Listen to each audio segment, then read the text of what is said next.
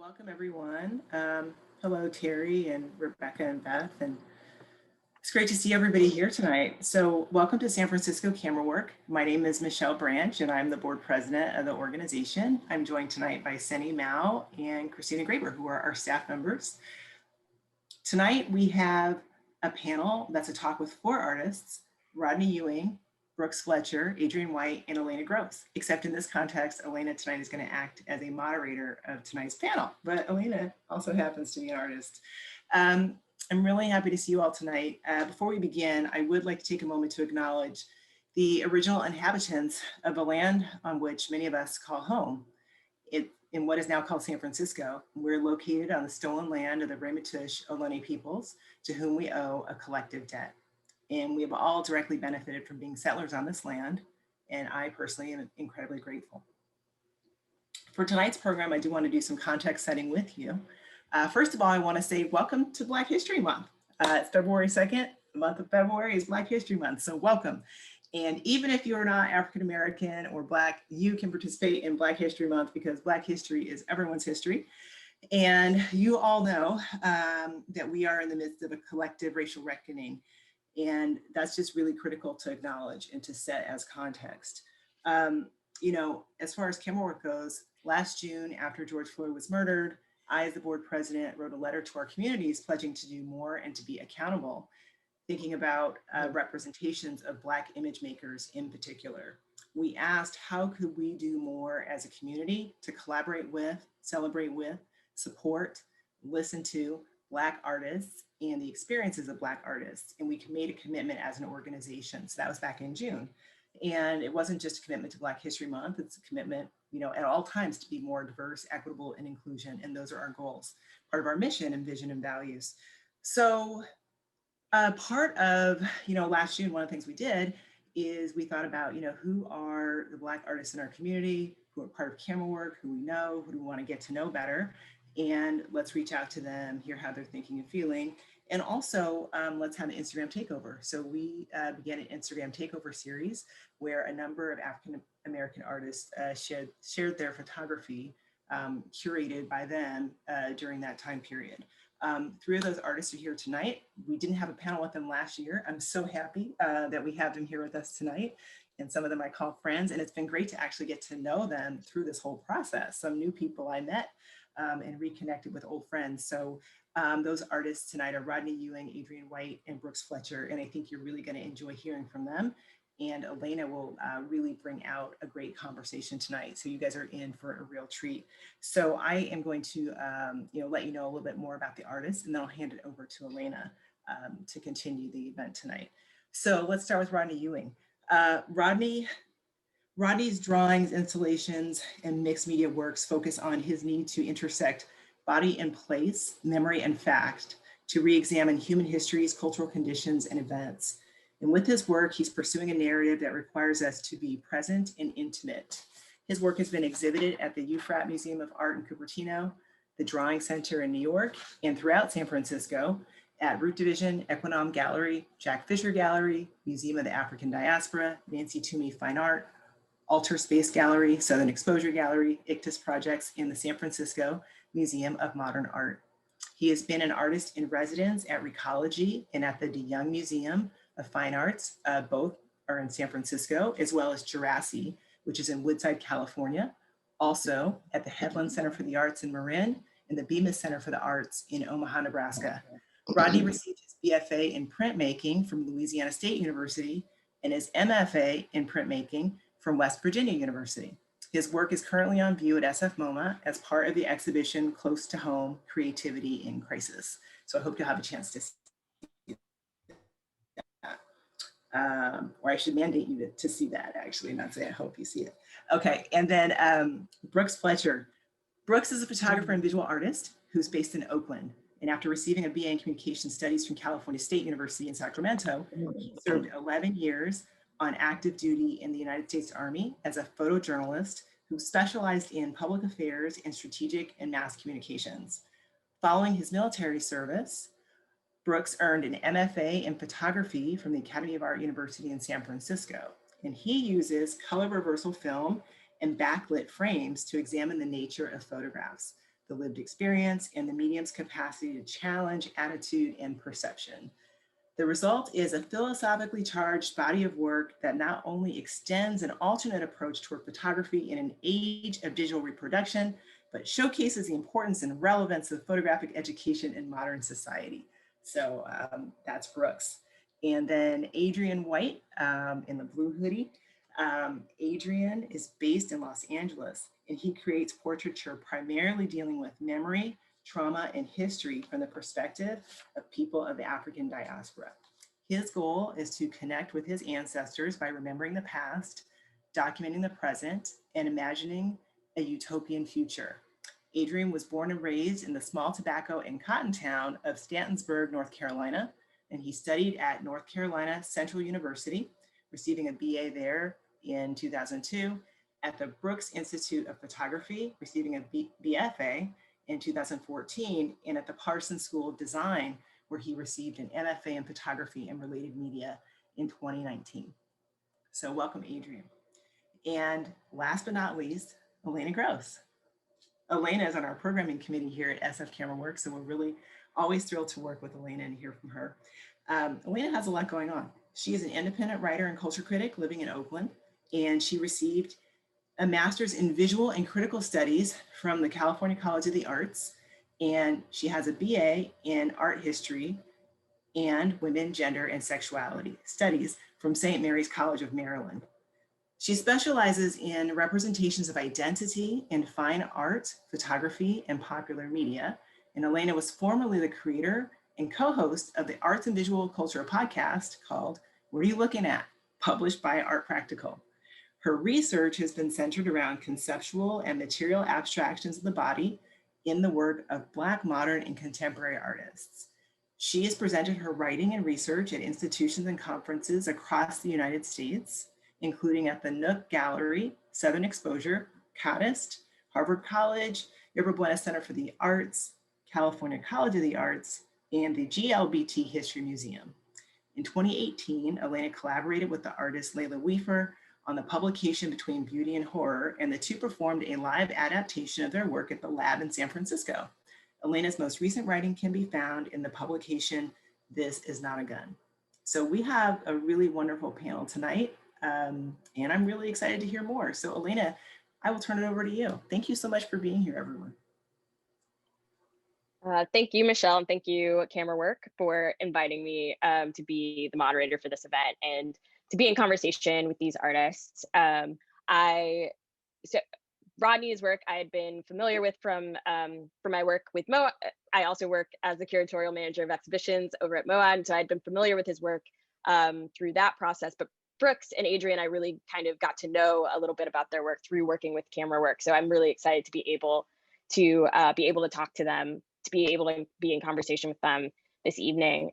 Before we kick off the conversation, I always think it's great to hear a little bit from the artists themselves about their own work and how they choose to present it, and kind of the things that they are working on and how they kind of see themselves in their own practice.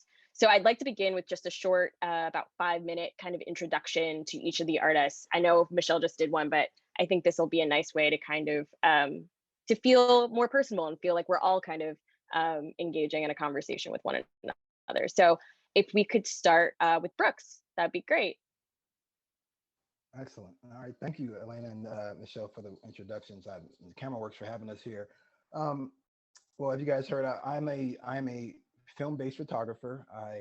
It's for me, photography, at least in my experience, has become this really useful way for communicating ideas, regardless of the subject matter. So for me, it was important, being from the Bay Area and coming back here, that I immerse myself in this community of photographers and artists where we can kind of share these ideas. And for me, it's really important that we kind of focus on this medium of photography, something that we all use day in and day out, and really try to use it in a way that allows us to think about things differently, look at things differently, new perspectives.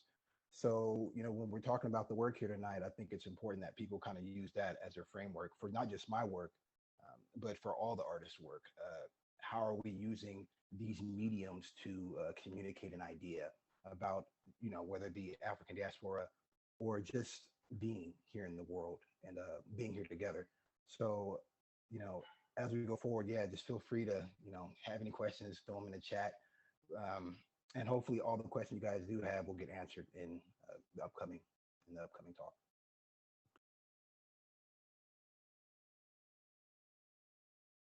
And next, Adrian. I think you're on mute.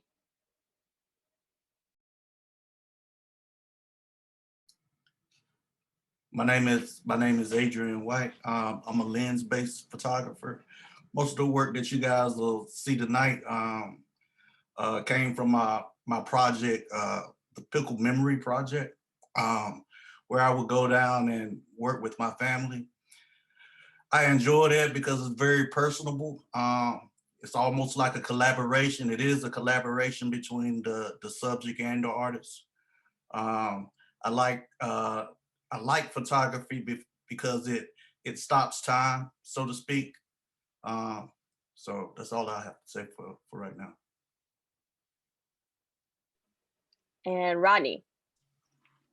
Good evening, everyone. So glad that you're all here to make this talk. Yeah, I want to just touch on something Brooke said. Like a lot of the work that I'm using, or a lot of work that I commit myself to, is about finding the best way to transmit information, literally complex information, that maybe some people just don't want to hear about, or never have thought about. So it's always a trying to figure out ways to educate people. In my position, as far as in the use of photography, I've been using photo-based silk screens in my practice for about 10 years now. They have been an extension of my drawing practice, even though I have a printmaking background. I'm not interested in sort of making these limited edition prints, there's nothing wrong with that. For me, what I could do with the screen, how I can manipulate the screen, has been really interesting to me. And also it allows me to tell stories and tell narratives in a different manner, and sort of reverses its power dynamic about who owns the stories and where the stories are coming from. So yeah, that's kind of where I'm at with my work right now. Thank you. So I think prior to this evening's conversation, there was, as Michelle mentioned, all three of these artists were part of the Instagram takeover that Camerawork did back in June. And there was introductory conversations around forming a panel to kind of discuss the status of Black image makers at this particular moment in time, and within our kind of within the cultural discourse right now around race and around image making and around the kind of racial reckoning that we're all that many of us have been experiencing for a long time, and some of us more recently. And through that introductory conversation between the three artists, there were themes and questions that began to kind of emerge organically, that I was then when I was tapped to be the moderator for this conversation, those themes and those questions were shared with me. And I think a great way to begin this conversation is to kind of start with those original probing and investigatory that conversation to kick things off, and then we'll go into questions that kind of emerged for me that I saw as being important to highlight and to hear from each of the artists from. So the way this is going to go for the next section is that I'm going to ask this first question and then have each one of the artists answer. I think that's kind of the best way, and I'll show a few of their images as we do so. So the first question, and I'm going to direct this initially to you, Adrian, while I share some of your works on the screen, is what does your artwork communicate about your disposition as an artist of color? I mean, being where we live at right now today here in the United States, Black folks are always worried about what's going to happen next, always looking over their shoulder. This particular body of work is from my hometown in North Carolina, Stantonsburg, North Carolina, where I would go down there and I would take photographs with my family members. Sometimes putting them in vulnerable situations. Sometimes open it up and talking about the past, some of the stories that are in my own family. This particular image is an image of my younger brother, Brandon. So we have a field. We're surrounded by farmland all around my house. So I took him out in the field and put him in this very vulnerable position. This position of judgment. Matter of fact, the name of this image is called Judgment Day. So Black people are always looking over their shoulder. And I would take some of the images, some family photographs, and I would put them in jars. And some images, I don't know if you'll see them in the slideshow or not.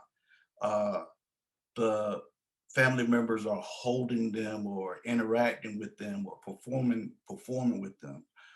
This is an image of my niece here. With her help and her sisters and brother, we dug a hole in the backyard and put some of these jars in a hole in the backyard. So we're playing around with this idea of erasure versus preserving. So it's a lot of that going on in my work, because the Black image has been erased for so long. Black people have been erased or silenced for so long. So it's a way to play with some of these complex ideas, but at the same time teach the next generation.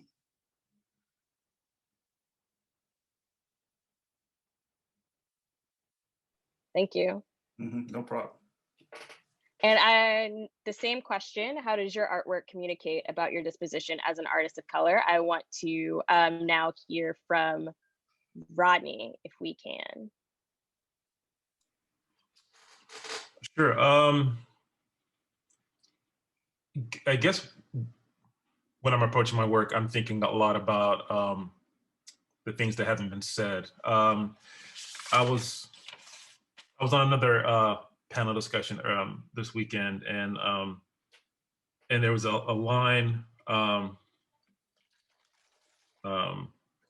Spivak's Colonial Archives, where he talks about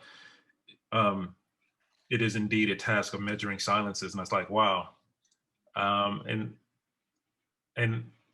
yeah, I think in some ways I'm measuring and contesting those silences that happens within African American history. It's been so easy for broader America to look over our history or bypass our history, or not think of us as contributors, or not really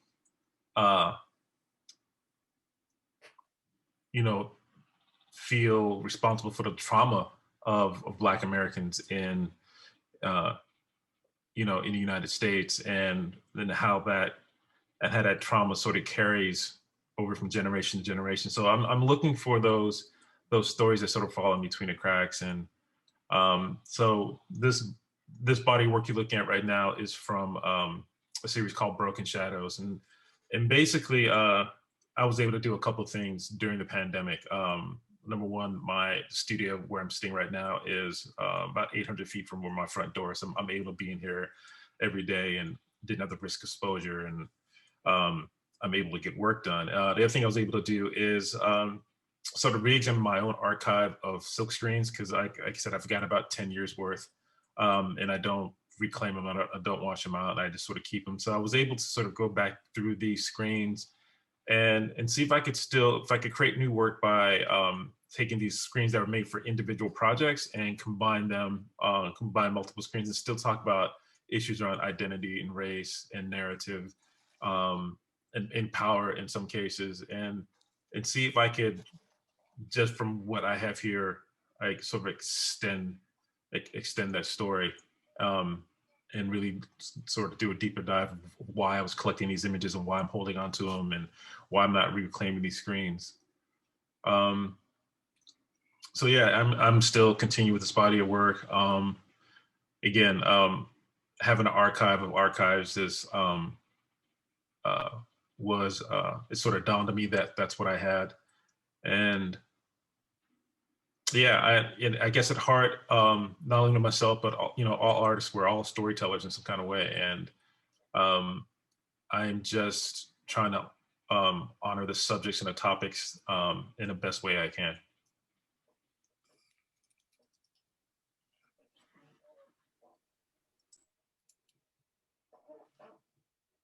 Thank you.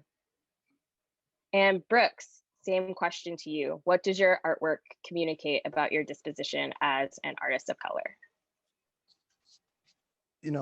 Rodney and Adrian touched on, I think, what seems to be the common denominator to all this, and it really has to do with like the resiliency that people of color, Black men, just people of color in general have had to deal with or come to terms with and just use to make something better from. So at least in my work, the idea is to, within all of this chaos, to find some beauty, whether it be telling the stories of a people or something as simple as buildings and shadows. And in doing so, the idea is to show the world anew. So this body of work is from a very long-standing project of mine titled The Intimate Vessel. And it kind of it's a reference to two things. People that know me have heard me talk about it. The idea is that the word intimacy comes up a lot in photography. So when we're talking about the photograph as a vessel, there's these moments that we share with one another. But then we talk about intimacy as a vessel or our relationship to the world and those around us. That's kind of the idea. So from time to time, I'll photograph things in the world that may appear out of the ordinary. And in doing so, the idea is to take this very unbiased approach towards viewing things in the world. Ultimately, the idea is to, present them not how we want them to be, but how they are. And this is a lesson I think can be taught across, all spectrums of life and how we deal with one another. So, yeah, it's just, I think it's important that, as artists, we are very aware of the things we're communicating and that there's a lot of intention in how we do so. And obviously you'll see that here as we move forward.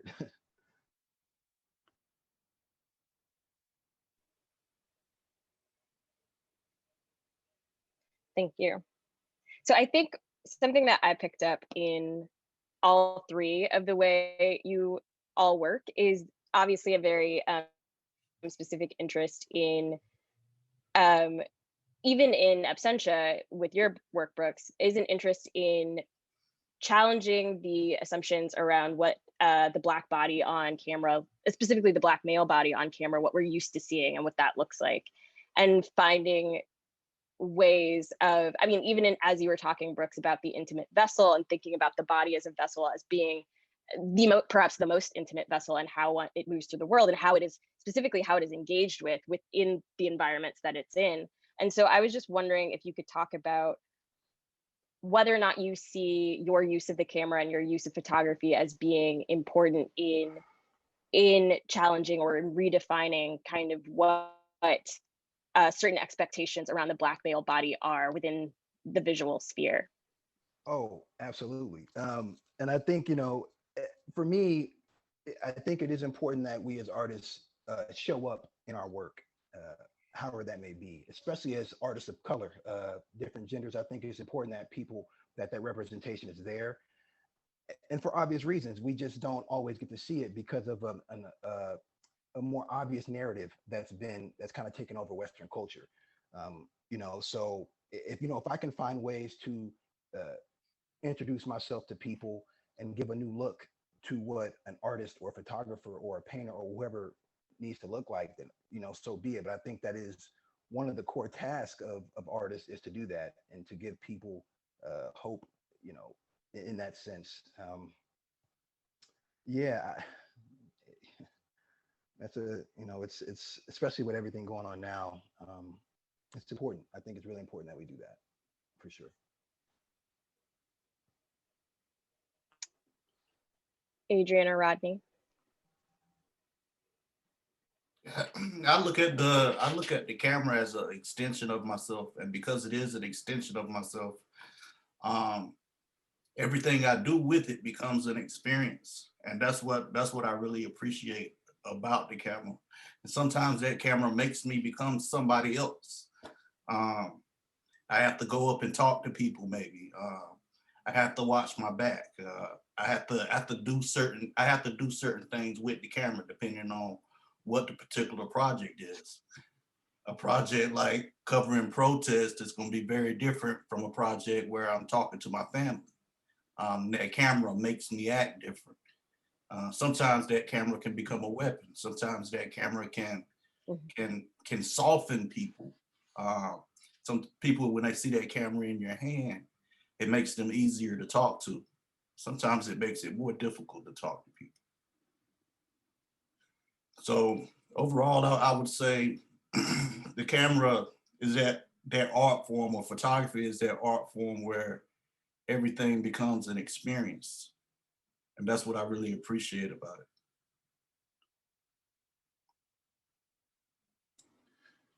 Yeah, I think image making in general, um, when it's thoughtful, when it's directed, when it has a purpose, like when it has a purpose, can be used to really subvert these visual dynamics that were raised around, or the expectations were raised around. And so, um, starting, you know, from our youngest exposures to being around visual images or representations of the Black body, it's, at least from my generation, I was growing up with this very limited idea of what that looks like, what a Black man could look like, what a Black woman could look like, or in a spaces they could exist in. So, I imagine my lens for me is that research part of it, of constantly looking for the spaces where I know we exist, but we're just not publicized as being existed there, and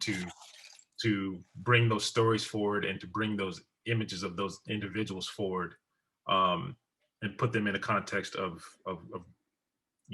for lack of a better word, greater history.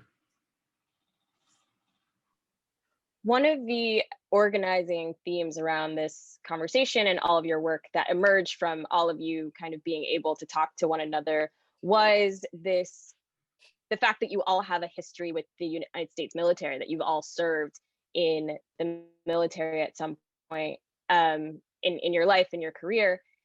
I think obviously in what we're, again, just in kind of thinking about the moment that we're in all of these greater conversations around nationalism and around patriotism, while also these conversations around this, as Michelle, this racial reckoning.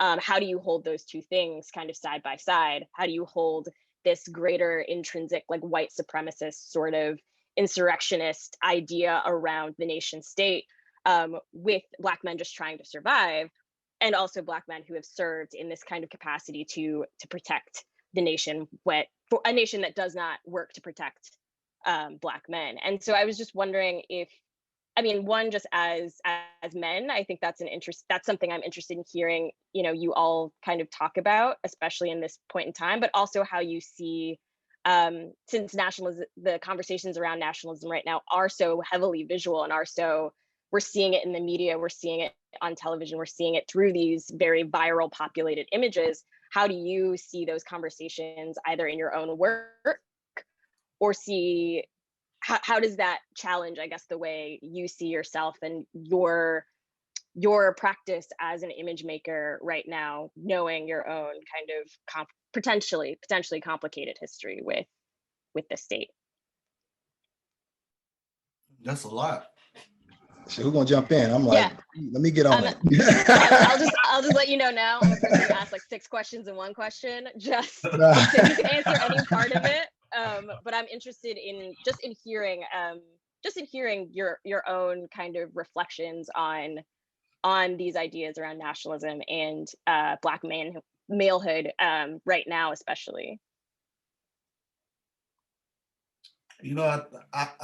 I think I've thought about both of those things a lot, but I've never thought about both of them at the same time.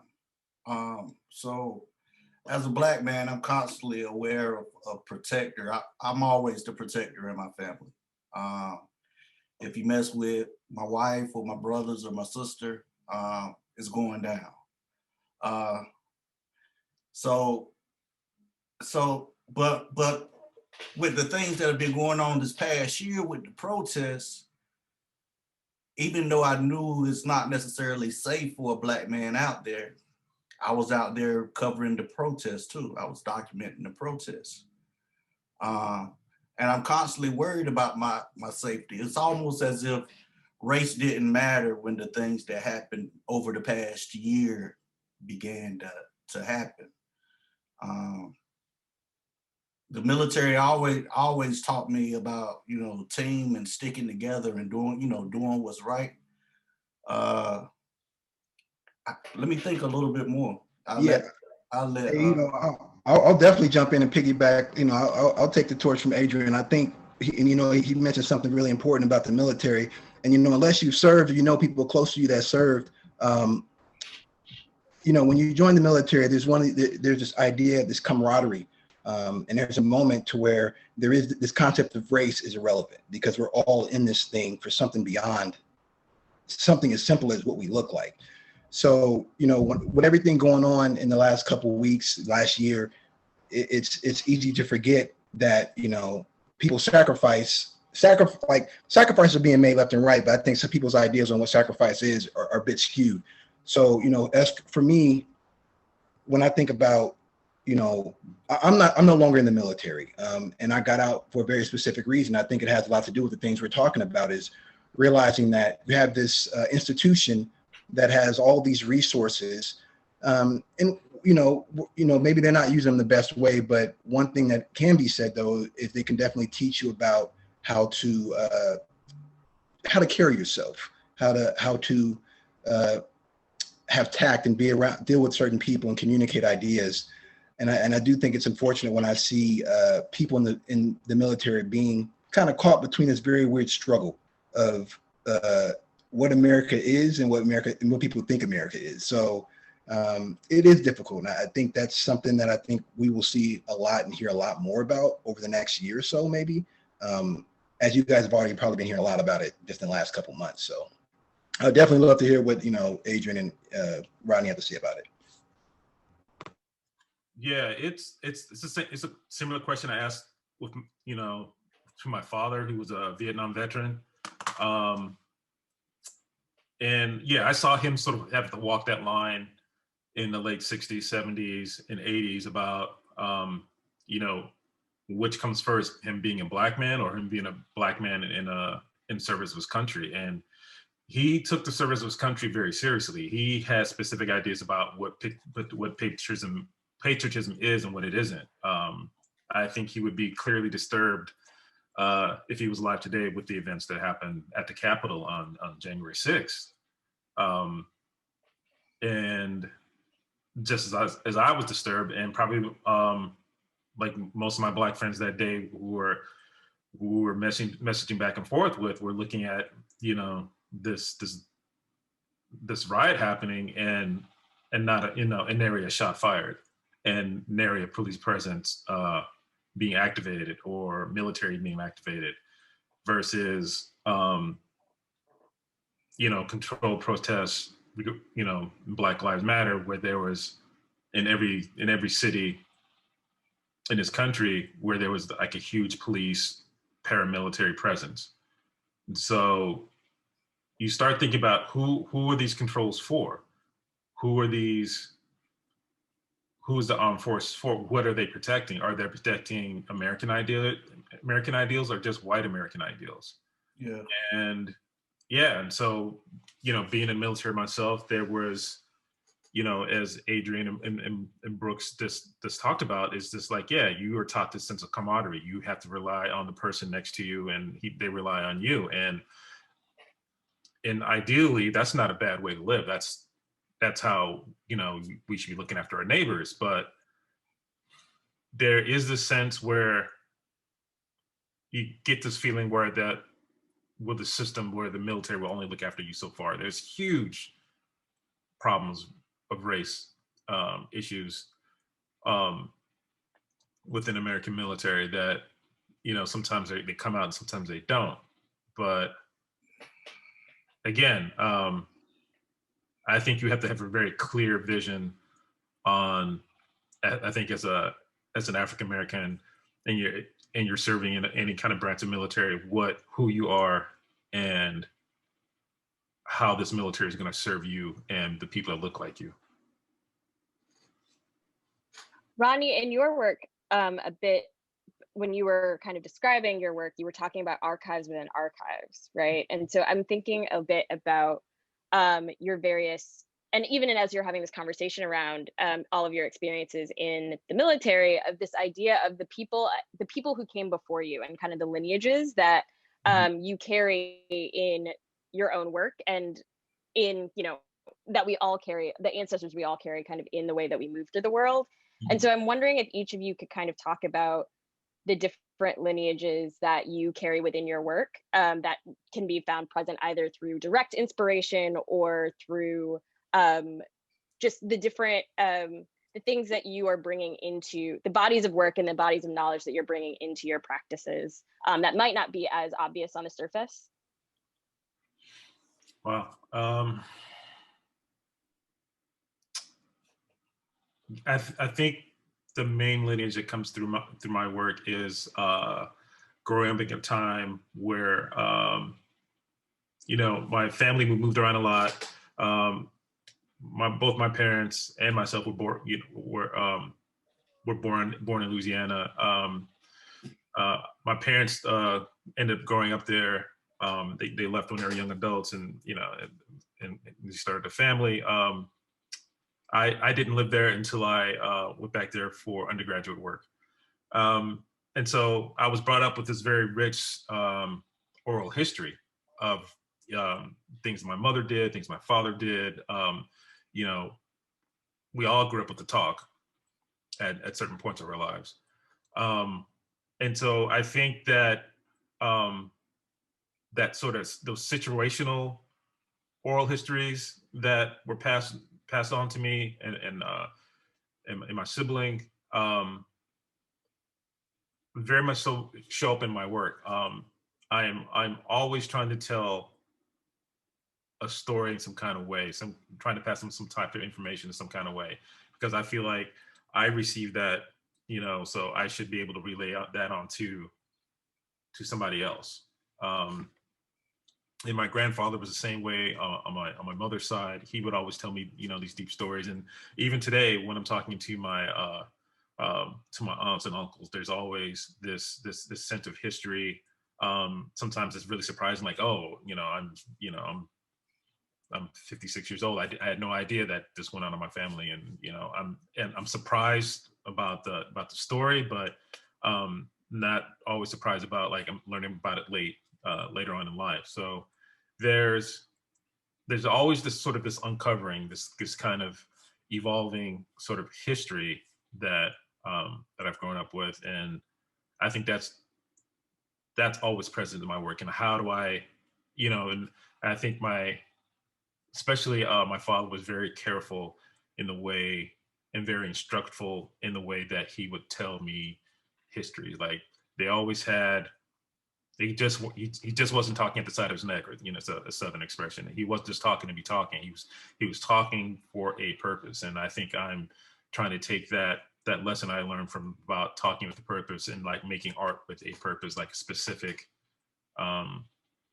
something that goes on beyond just aesthetic, and something that informs.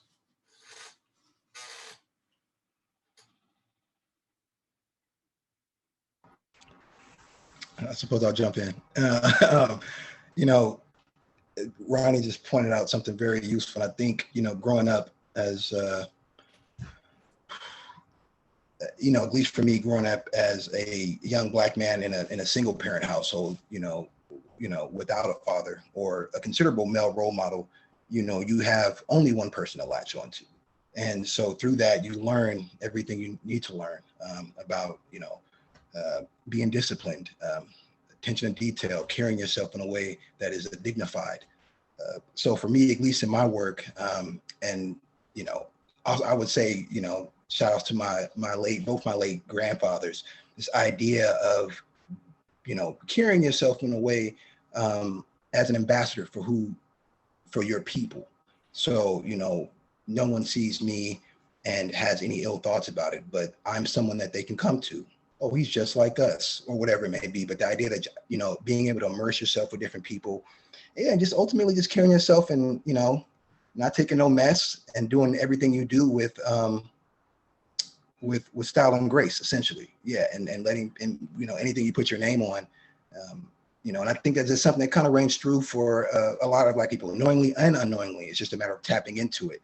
So yeah, that's something I think that I'll be exploring a lot more in my work as we move forward and as the world turns. But yeah, it's definitely something that definitely is important to me. Well, I latched on to what Rodney was saying about history, and you know, growing up as a kid, whatever you were told, you believed it. But as an adult, I'm starting to realize that, you know, certain pieces of your past, your ancestors' life may have been kept away from you. And that's what I find. That's what I find so interesting. Trying to go in there and trying to figure it out. We look at our parents, and grew up with my mom and my dad. Grew up with my parents, and whatever they said, I thought it was the truth. But it turns out that ain't always it. So I look at history as kind of like water.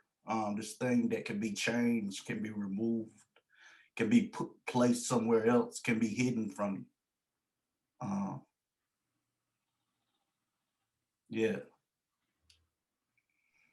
Yeah, I like that, the idea that history is like water in this way, and that, you know, it can, in that it can be changed, it can be destructive and it can be life-giving at the same time. And I think that's something that we're all kind of experiencing, the ways that history can be used to subjugate, can be used to corrupt, or to but there are also it can be generative. There are a lot of possibilities, and I see that in each of your work, kind of taking on these different histories and expanding what we think we know about the Black experience, or about Black subject matter especially.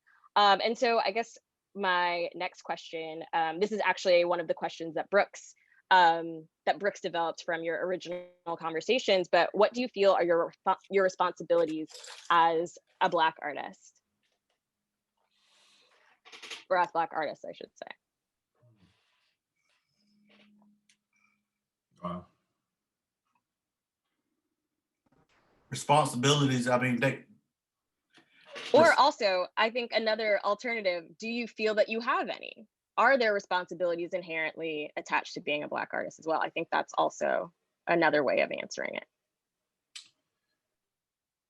I've always felt like in situations like this where, you know, I'm talking to a bunch of people, even though it's virtual and it's, you know, it's on Zoom, like I have to know what I'm talking about. We don't get to just show up and just, you know, just sort of like with these sort of esoteric and ephemeral ideas about whatever. I feel like we have to have things that are, you know, solidly rooted in a practice that we can articulate. And I don't know if that's for better or for worse. I don't know if that stops us from going into the realms of, like, you know, abstract expressionism or social practice work or things like that. But even within those, like, even when I do look, you know, at African-American artists who do things like that, like, you know, work in social practice or work in abstract expressionism, like, one common thread I find through them is like they're all very well spoken and have some kind of foundation and roots in their work. And I just feel like I had that responsibility to carry that along with me as well. Like no matter what, I'm a topic-based artist. So if I'm going from topic to topic, I should be well informed at all times. Yeah, I'm with that. I think, this idea of kind of paying it forward. So, you become an artist and you get these lessons and you learn things about life. They reveal themselves to you. So I do think that if you're in the position to share, you absolutely should do so. Not just to your people, to everybody. Like this is the human race. You know what I'm saying? So, and for me, I do think as a black male, I definitely want to let people know, whoever it may be that didn't have growing up, that there's another way to maybe focus. There's other things that you can put your passion and energies into that may steer you in a different direction, or just give you a lens to just kind of focus with, But I do think that if you're making progress as an artist of color, you need to definitely be lending that, not saying what people should create, but just to get out and create. And I think that's groovy. So. Yeah, I think it's extremely important to develop your craft. I was having a conversation with one of my buddies. He's a filmmaker in New York.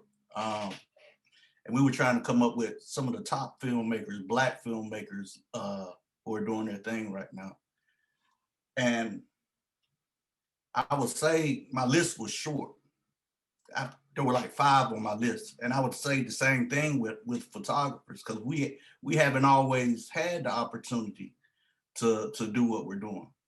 So developing your craft is very important, and paying it forward is extremely important. We need to develop more great photographers out there. I want to add to that real quick. Something that Adrian just mentioned. I think, in Western culture, we get taught about art and things in a very specific way. Often not ever getting to hear about other things. For example, Black photographers and Black image makers, or just image makers of color, or people of color creating art. And I think it is important that people do their part in going back and learning about what came before them. History isn't for a reason. It's for a reason. There's a reason behind it happening. Like, you have the tools there to learn what was done before you, and learn about the people you need to, and apply it as needed. But yeah, it's definitely got to pay it forward. So then, in a kind of summation of, I guess, what you all are saying, would you say that you see your responsibility as a Black artist to create more space for Black artists, to create more of yourself? Yeah. Definitely. Or not more of yourself in a mirrored kind of thing, but to create more opportunities and more, as one Black artist, to create more Black artists, or make the space for that to be possible. Definitely. Because who wants to sit around and do this alone? I think it's as Brooke said, and Adrian says, like, yeah, there has to be a certain point in your life as a creator where you're lending a hand, you're in mentorship, you're in collaboration, or you're just in community with people like you, and it could be a 5-minute conversation, or it could be a protract a longer commitment with a friendship. But yeah, I know I've had people who have helped me along my career, and I just can't see, like, sort of like stopping that with me and not moving it forward.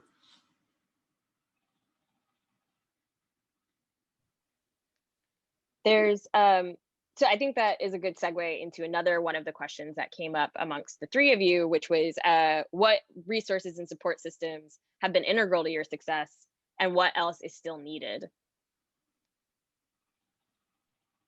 Who wants to go? But I got some feelings about it. I was gonna say, being a photographer, I was gonna say, I think one, just in art as a whole, is always taking the thing that people are doing a lot of and exploiting it. So in this case, photography. Everybody's doing photography. Everyone kind of takes it for granted.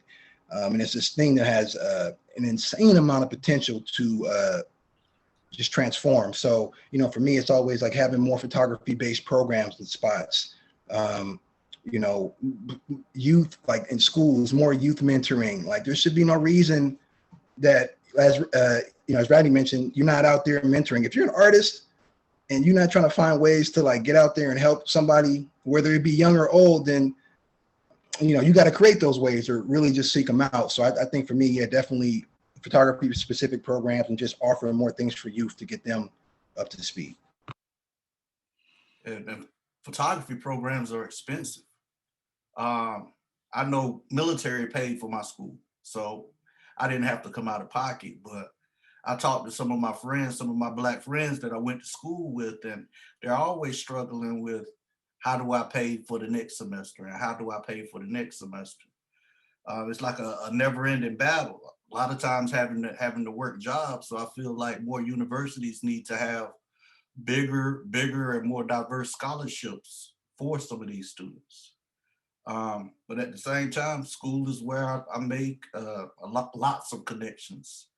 Networking is big in the school, so that has been very important for me. I went to three universities. The first one, I'll be honest with you, I wasn't a serious student at all. North Carolina Central University, I partied all the time. But I made some great connections when I was there, and I still use those connections today. So they can teach you how to be a photographer, but I think one of the most important things that you can learn while you're in school is the gift of gab. Being able to make connections, being able to talk to people. How do you connect with curators and so on and so forth. Yeah, I mean, there's a lot of other things, but I'll start right there. Yeah, I guess I would piggyback on what Adrian just said, like, and also what Brooks was talking about, you know, starting probably in the elementary and middle school levels, there needs in underserved communities, there needs to be strong art programs. Even if the students don't end up becoming artists, they have this vocabulary in their head. They have these ideas about how to appreciate art and the power it has, and you know, if they end up makers or just appreciators, that's, you know, that's still a step in the right direction.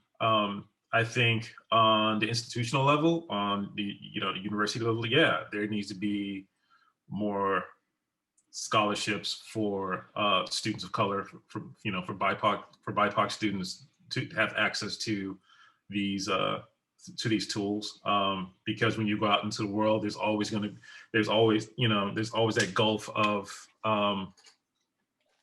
you know, not enough artists of color in these institutions where work is being shown. And then on a larger scale, to to put it bluntly, like Black art is on the rise right now. It's for whatever reason it's being taken seriously, even though as a community we've been taking it seriously for a very long time. And I think there needs to be a closer examination of like how that is going to be sustainable. Like this, we as a people can't afford to survive a trend like, oh, Black art, oh, that was 5 years ago. I don't want to see that. That's just irresponsible. That's just responsible of the gallery systems and the museum systems and collectors. So I think one thing that's going to help us all is to create that mind shift. Is like, yeah, we make good work all the time. We make work that is beautiful and that is moving, and that says something to the collective spirit of humanity all the time. And that just needs to be recognized and not be like a one of or this cyclical thing like, oh, 10 years from now it'll it'll be back on. I don't want to see that again. I think that was incredibly well said. I think so. A question that I had when I was first asked to moderate this panel and just seeing the 3 artists that were selected, I realized I don't know that I have ever seen a conversation between 3 Black male photographers through a photography institution presented ever. Even on panels when there are artists of color, it's one, there's one artist and then there's one artist of each representative category of sorts. Even when there are these sort of diversity panels or these diversity conversations, this feels like a very different kind of conversation of individuals who are all speaking to your differences as practitioners, but also to your collectivity in certain ways as Black men, and speaking to audience members who have relationships with that identity and people who don't. And I think that's not something that until kind of the explosion of the past summer that we began to sort of see. And so I think one of my questions is, have you experienced this before? Have you ever been invited to be on a panel with this many other Black men within your field? And also, what are other conversations and other rooms that you would like to be invited into that institutions can step up and kind of create that space for?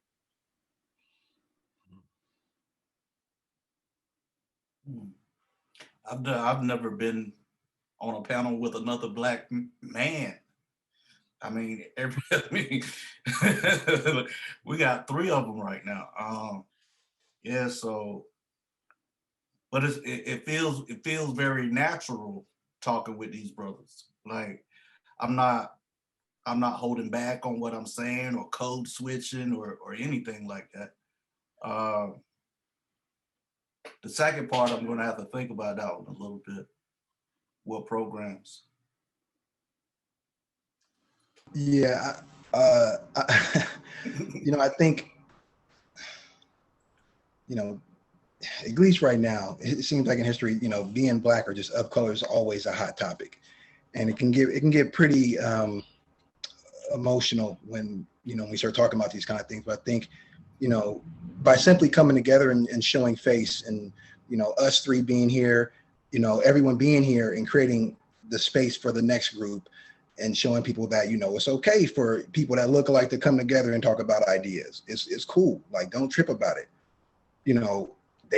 Somebody else been doing it, so why can't we do it? So I haven't had that experience. For me, I've tried to find people within my life that I can share those ideas with you. Maybe not on a public stage, but I think we all find people in our lives that we can have these kind of discussions with. But for me, I would love to see it more, and just everybody start having a space to where they can share ideas and not feel like, they need to be secretive about it. Everybody needs to share ideas that are good. So. Most definitely. It's rare that I'm on like panels or discussions where there's a majority of Black people on out on the panel, participating in panel speaking. I think, we just need to be part of all those conversations. When, again, like I was saying, like the way institutions and systems are set up right now with the museums, and DEI is the word right now. It's like we need to be in those rooms. We need to be telling, letting folks know what diversity, equity, and inclusion looks like, and what makes us comfortable, and being part of the conversation, so there's not a limit. Like, oh, we've done this much, and so we should be fine. Like, no, just do more. It's not fine to sort of like settle for the bare minimum for program requirements when it comes to BIPOC people.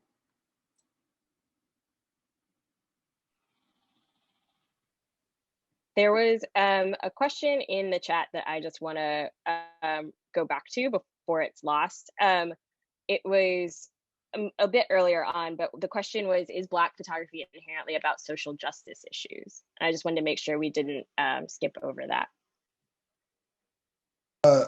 It's something I thought about quite a bit, actually. for me, when I hear Black photography, I like it and I don't like it.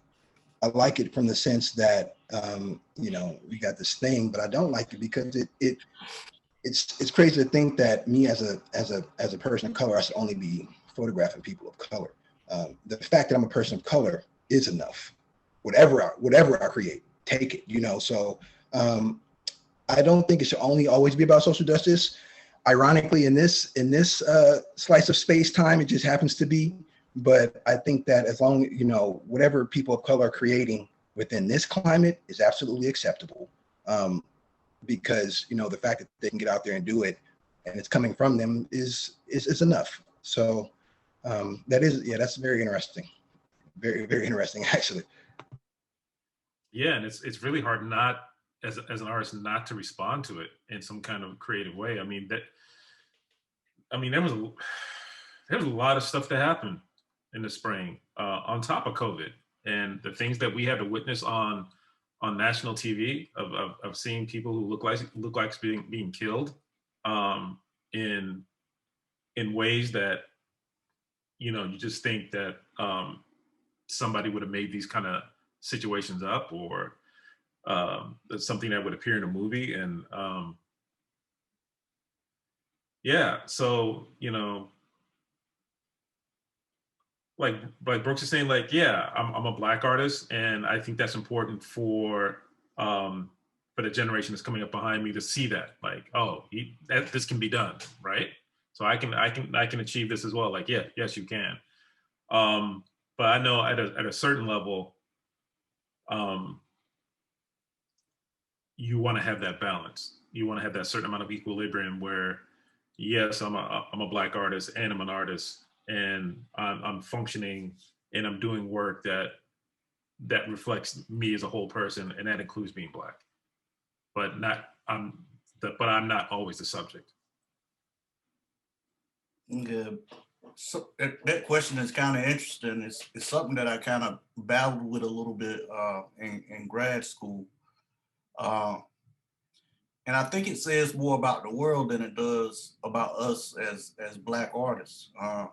If I took a picture of a flower, the viewer is gonna ask, what kind of traumatic experience did this beautiful flower go through? It doesn't matter what I photograph. The world believes it's a traumatic experience because I'm Black, and that's hard. I don't know if you guys listen to Hennessy Youngman on YouTube, but he has some really interesting ideas about it. You should check it out when you get a chance. And real quick, just to kind of, I think another thing we should be concerned with too, and this is something I'm sure we've all experienced, is this, there's a trendiness in a lot of these things. It becomes trendy, so for me, it's really important not to fall into this rut of being very cliche and trendy and creating work that looks like, oh, I'm gonna photograph this because it's hot right now. No, I'm gonna keep photographing the things that are true to me. And I think that's what's more important than anything. So, if you're a Black artist and you're moved to capture things that pertain specifically to the Black community, then do so. Or not do what, but I think ultimately it's just about, just staying true to yourself and ultimately just document things as they are and in the best way you can, Yeah, I think there's something, thank you for all of your responses. But I think there's also something really important, and I guess what Adrian was just saying as well, in terms of where that designation comes from, whether or not it comes from the artists themselves, or whether your work, just by the nature of you being a Black artist, is then automatically viewed through a social justice lens or viewed as social justice work, regardless of what the actual content of it is, and whether or not people are kind of engaging.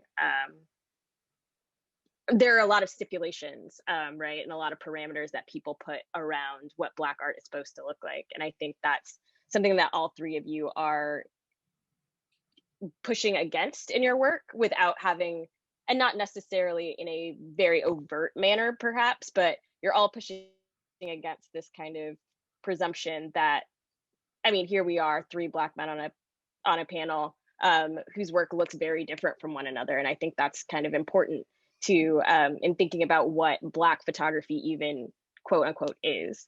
So another question that was in the chat was if I heard correctly, Rodney mentioned reusing unclean screens in their work. Is there more that you could say about that decision and the poetics of the process building layered histories? I was writing in the chat. I'll actually send her a direct message, but I'll go ahead and answer for everybody else too. Like I said, I have 10 years worth of silk screens that I've used for very specific, very separate projects. Some of those projects were grouped in series.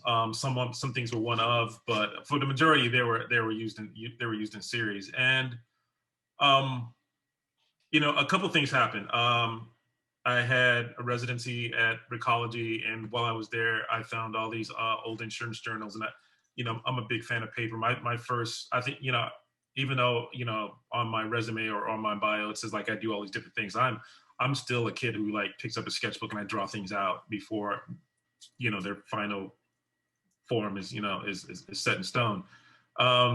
So yeah, I was going to keep that. I kept that paper, and I knew I was going to draw on it, print on it, do something with it. Then the pandemic rolls around, and I've got this project sitting in front of me, and like, what am I going to do with this paper? And like, I start looking at these silk screens. I knew I wanted to do something along those lines about going through my archive and still sort of making these new associations with old images to make new work, if that makes any sense. And then, historic, then during the spring and the summer, like all these other things started going on in America, and using those screens to sort of in a lot of ways react to sort of the history of racism in America and the current trail of trauma that's leaving in its wake. And also trying to get people to sort of recognize that trauma and how that looks in different ways. So, fortunately for me, I have, I knew I had those screens, but I guess I didn't realize that, there were all these different parallels going on with these bodies of work and how I could reuse them again. And again, it's using that as an extension of my drawing practice. So, squeegeeing with different techniques, using a towel to pass ink through a screen, even the creating of the screen itself originally, running the original photograph through Photoshop and sort of digitally drawing in the screen and getting this different look from the silk screen was also really important to me.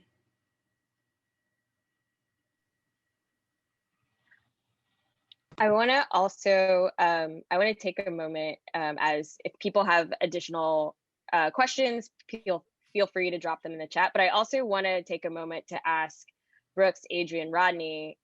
I know the three of you already had conversations earlier this year, but I'm wondering if you have any questions for one another right now, just based on some of the things that maybe came up in this particular conversation.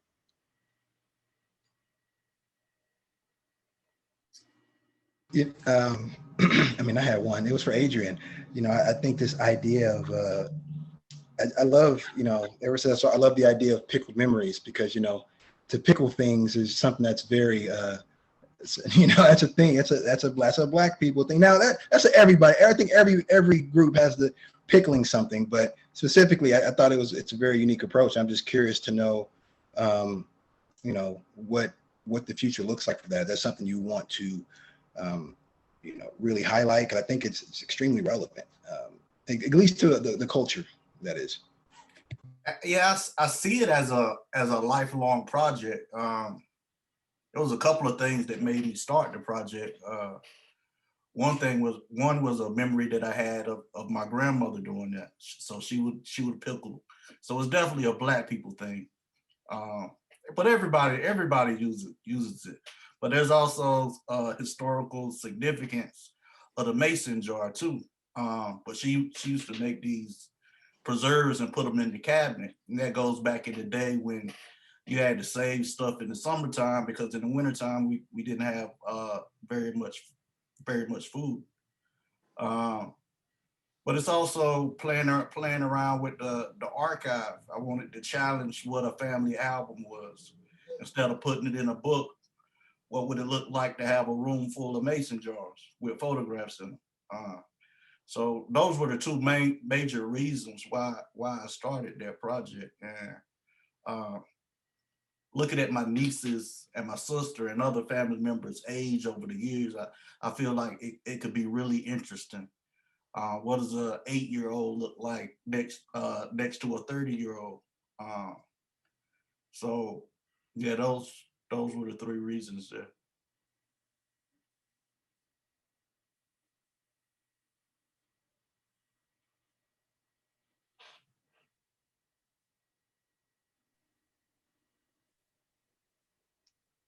Anybody else have any other questions?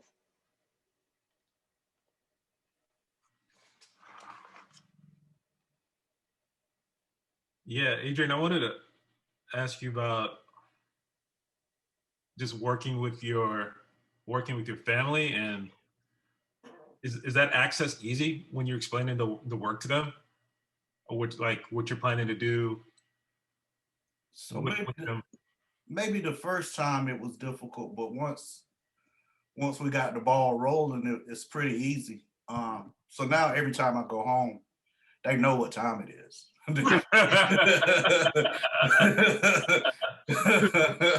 A matter of fact, they get really excited about it.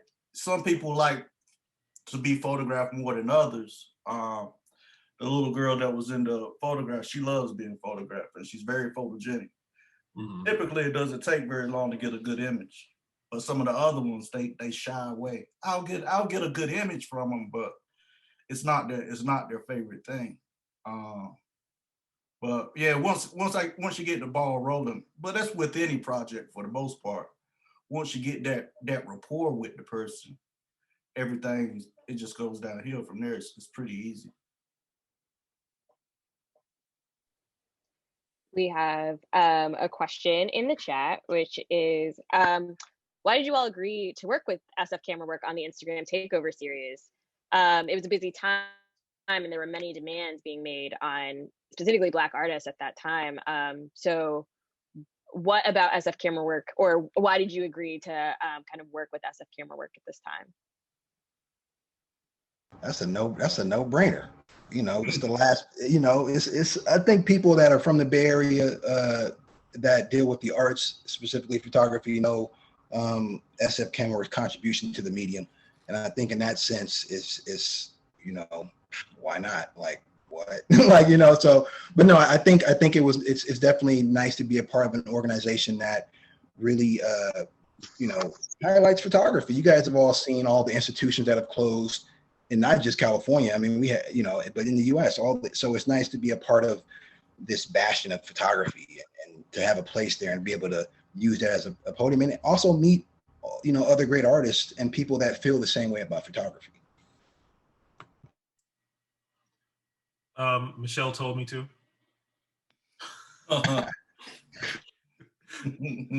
No. Michelle graciously asked me to do it, and even though my process is photo based, I never consider myself a photographer, and I just thought it was I just like the fact that SF Camera Work was willing to have this expanded view of what photography can be. It seems like you don't have a limit, and you're not planning to have a limit anytime in the future about how photography can look. So yeah, I just want to be able to contribute to that idea. And to add on to what they were saying, I'm not originally from California, so I'm still trying to put my roots down here in California. Still looking for my tribe, so to speak. And it's been what, a year since I moved back over here. And I know everybody knows who SF Camera Work is, even on the East Coast. So it was a great opportunity. And having this panel with two other black brothers, I mean, like you said, that's a no-brainer. Let's do it. Black History Month. And I will say too, I think there's something to be said about an organization in 2020 that's being charged by women and women of color. So that in itself is, worth, supporting, I think, personally. So.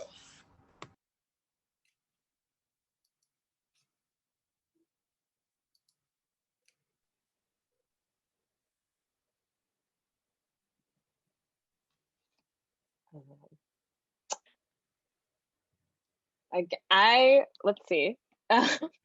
I've reached the extent of my questions for the evening. I'd like to invite, again, anyone who has any additional questions to feel free to chime in, or if any of the artists have questions for one another. Oh, wait, we have one. Okay. Do either of you ever collaborate with other photographers or artists from other mediums? If so, what was the collaborative experience like? If not, would you be open to collaborating with other artists? Yeah, that was the other thing I did during the pandemic. I was supposed to be in a residency at a new residence here in San Francisco called Space Program San Francisco, Space Program SF. And I had, about 5-6 years ago, I was in an exhibition, a group exhibition, and I met this artist, Tahiti Pearson, who does these amazing cut pattern and cut designs on canvas and on paper. And he's somebody I'd always seen in books, and then here I am 5 feet away from him doing the install, and he's on the other side of me. And so yeah, we hit it off, and then we started talking over Instagram, like, yeah, we should really collaborate, we should really get something going. And then God, time is so fluid now. It seems like it was like 3 or 4 years ago that we met at Space Program, but I think it was like a year ago. And I didn't know he was going to be there for the opening of this residency. And yeah, we both found each other there. And when they asked us separately what we wanted to do, we just said, yeah, we want to collaborate with each other. And then the pandemic hit. So so he's in his studio in Nevada City. I'm here. So we just worked out a way where he would send me these beautiful pieces of cut paper, and I would silkscreen on top of them. So we did 9 pieces from April through probably August of various sizes, and then that sort of spiraled into a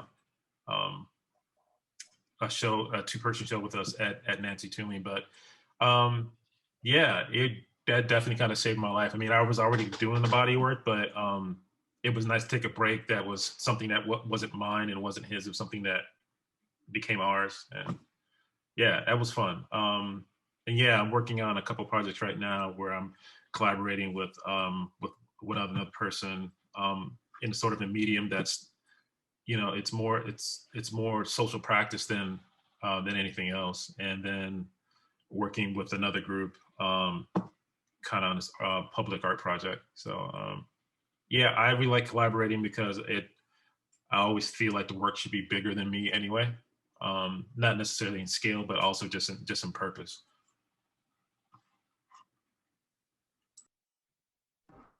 I mean, I'm definitely down to collaborate. I just think it's just a matter of, it's all about it being organic and just artists coming together. It's got to feel right. It's got to vibe right. Everybody knows how it is trying to force art. That just don't work. So you got to let it happen naturally. But I'm definitely down to collaborate for sure. I haven't though. Yeah, the last collaboration I did was with the artist in New York. It was during the pandemic.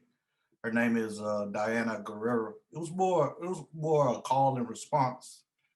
She would create a photo and then I would create one back. And it ended up being about social justice for the most part, because everything that was going on, the protests and holding up the Bible in front of the church and all the craziness that went on in 2020. So organically, it just naturally happened that way. She's originally from Peru, but yeah, if it fits, I'm always down to make it happen. But I be honest with you, I think photography is naturally collaborative. I approach it that way, whether or not I tell the person that or not, because I couldn't create the image by myself. A couple more questions have come in since I asked for them. So the next question is, what would you like to be your legacy as an artist?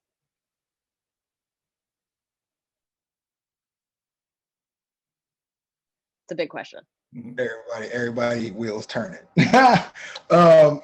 You know, It's a grown-up question, man. Right? Yeah, somebody out here asking adult questions. You know, I think a lot about it, and something that is a reoccurring theme in my work is, you know, I think at the end of the day, you know, I'd much prefer that is to leave an idea behind that can stick and people can use, you know, as a means to get through things, whether it become, you know, community-based or institutional-based, but just to leave an idea behind. Maybe not so much of the person that created it, but just the idea itself resonate strongly throughout the history of photography, you know.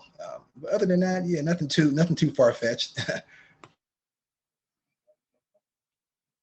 Yeah, I think I just want to improve every day. I don't want to put too many big expectations out there. I know I look at a lot of the photographers in the past. The main one I look at is Gordon Parks, but those are lofty goals to be considered a photographer like Gordon Parks, somebody that we're sitting here talking about right now. So I just want to get my work shown and leave ideas behind. That's a good one too. Yeah, I like that idea I like the concept of just leaving ideas behind, and you know, just being able to like add to the conversation. It's like, you know, art's kind of a living and moving conversation, and you know, I guess you know, my biggest expectation is constantly being able to add something to that conversation, and as long as I've done that, then you know, I think I've done my job. And the final question of the evening is from Brooks's mom. Where do you see yourselves and your works 20 years from now? It's a good one to leave on. I'm not getting any younger over here. I don't know.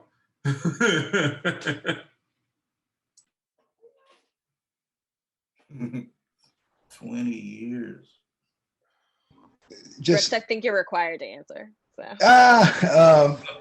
You know, I think someone told me this idea of a good friend of mine, actually. This idea is specificity, and you know, 20 years from now, showing the ability and attention to do something persistently for so long with impact. I'd be happy with that.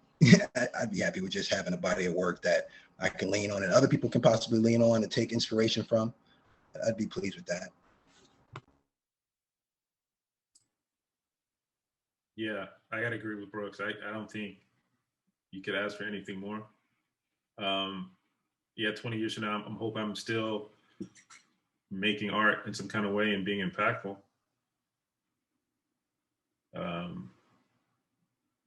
Yeah, and, you know, hope there's continued growth, not only as artists and also just as a human being. Yeah, and I think I want to leave something behind that kind of grows with me. You can see the changes in me as the times change. I know 2020 is not going to be anything like 2030. Yeah.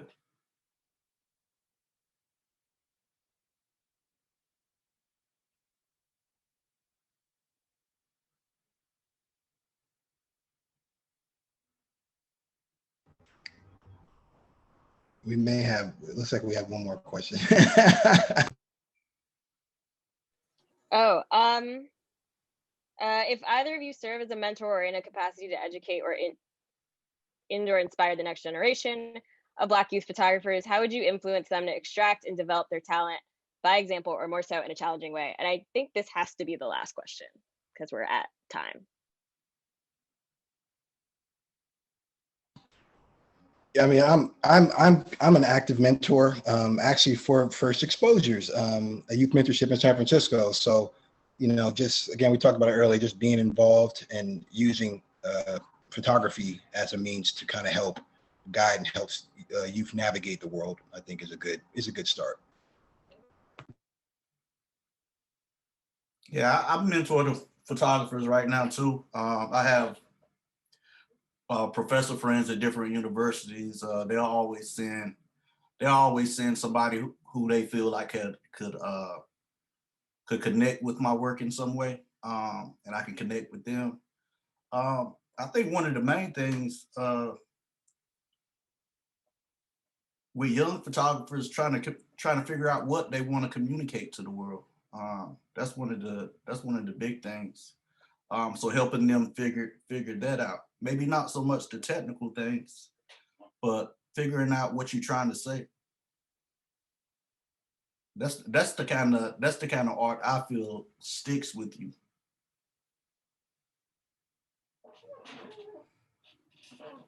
And I think I would say, just to add on to that, just keep creating, keep making. Wear it out, question why you made that, and then keep moving forward. You know, I think from practice, from doing comes resolution.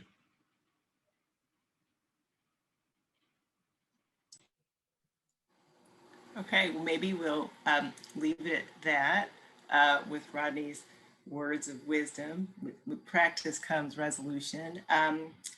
I would really like to thank our artists from tonight and Elena as well. You've all been so generous, and it's so important for us to hear you and see you, and to hear you speak collectively and to see your work. So I'm incredibly grateful and thankful. And I know that you trusted camera work. Adrian, I don't think we had a close relationship with camera work when we reached out, and you said, yes, for sure, I'll do it. And it was a real opportunity, Brooks, for me to get to meet you during this time. I will tell you guys, one of the things that happened when I wrote the letter was that so many people in our camera work audience, in our community, wrote back and said, yeah, we're really excited. We do want to see and hear more BIPOC voices, Black artists, and people started sending letters and recommending people for us to connect with in our communities. So it was a good chance for us to get to know people as well. Rodney, I've known for a while because I just walked into his studio one day, having known his work and loved his work, and he was so friendly and it's just so warm. So I really want to thank you all because it is just so important. I had no idea that you had not been on a panel with other Black men before, and maybe not have had the chance to be moderated by a Black woman of color who's a curator. I did not know that. And I don't think many people in our audience would have known or recognized that. So thank you for sharing that. And thank you for allowing us to be part of your experience and to be so open to us. So this has been really incredible. I also really want to thank Elena because Elena, I think, joined camera work on our programming committee around the same time. And I reached out and I was like, we had our eye on Elena for a really long time at camera work, but I reached out, I was like, hey, Elena, you know, she had been a juror with us on our forecast show, but also, you know, did she want to do more with us? And Elena has really stepped up and done so much in terms of moderating, thinking about programming, making connections with camera work. And she's also busy with her day job at the Museum of the African Diaspora. So Elena is just really incredible. So I really do want to thank her. One of the things we did with that series for the Instagram takeover was to basically say we did not want to moderate or mediate. So we would choose artists who had a relationship with camera work or who we wanted to get to know, and they could speak to their voice and vision. And we weren't going to sit there and figure out, well, which image is the right image or whatever. They would have the chance to show and share their vision and voice, unmediated, unmoderated, which I do think gets to be rare these days. Like what Brooks said, if people are making work today and if Black artists are making work, let's listen and hear from them what we're hearing is a gift. So I want to thank you for the gift that you're sharing with us. And then the last thing I will say is that we have a talk with the artist Mikhail Owuna. If you remember from our auction, he had a really popular image in our camera work auction last year, along with Professor Jonathan Kalm, who will be in conversation with Mikhail. So Professor Jonathan Kalm is professor of art and art history at Stanford University. He's the chair of the photo department there. He also is one of the winners of the Larry Sultan Award, was a Headlands resident. He's really amazing. He just recently joined our board. And so this will be his first talk, I think, as a moderator in conversation with an artist. So you won't want to miss out. That's February 18th, same time, 6 to 7:30. It's going to be a real treat. And Professor Kalm and Mikhail are meeting and talking regularly. So, it's going to be a really robust conversation between the two of them. Just like tonight, all three artists had a chance to really talk to each other and figure out some of their commonalities. Yeah, they have a lot in common, but also they have to talk to, really work that out. So I just want to thank everybody. Thank you to everyone at Camerawork. A lot of our board members are here tonight. I saw Alexis, I saw Monique, I saw Dave, and then Christina and Senny, our staff members. Really incredible, all the work that you've been doing. So I'm very grateful, and I hope you all will have a wonderful evening. Thank you so much. And come back. Thanks everybody for coming. Peace. Thanks for having us. Bye. Thank you, everyone. Bye. Elena, you're getting a lot of love in the chat. Oh, I love it.